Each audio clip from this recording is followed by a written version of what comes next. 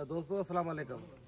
दोस्तों ही फुटियूं जेके आहिनि से असां ॿिज जे हिसाब सां मोकिलियूं पिया जिनिंग जे लाइ ऐं शुरूआति कई अथऊं बिस्मिल्लाह कई अथऊं अब्बास फार्म ते। त हीअ जेके ढिग आहिनि फुटनि जा जेको पहिरियों वारो निकिरी वियो ॿ हिकु हिकु मण या टे मण, उन खां पोइ जेको सेकेंड पिक हुनजी आई आहे उन खे माना असां अॼु जेको आहे सो रवानो कयो आहे हिते जिनिंग लाइ।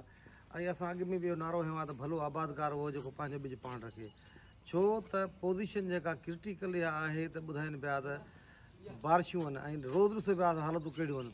अॼु भई हुते मींहुं पए पियो, हुते मींहुं पए पियो, सुभाणे इन केस जेकॾहिं मींहुं वधी वियो या हिते पइजी वियो त पोइ असां जेको आहे सो इनखे ॿिज कोन कढी सघंदासीं, पोइ वरी हलाईंदासीं पंजाब जे रहम करम ते। उन करे असां सभिनी दोस्तनि खे चऊं था त हीअ ॾिसो असांजा ढिग पिया आहिनि सभु ॿिजनि जा अलॻि अलॻि रखूं पिया। जेके जेके वैराइटियूं अचनि पियूं एतिरी त फुटी अञा कोन पई अचे, तक़रीबन 70-80 मण पर डे जे हिसाब सां अचे पई।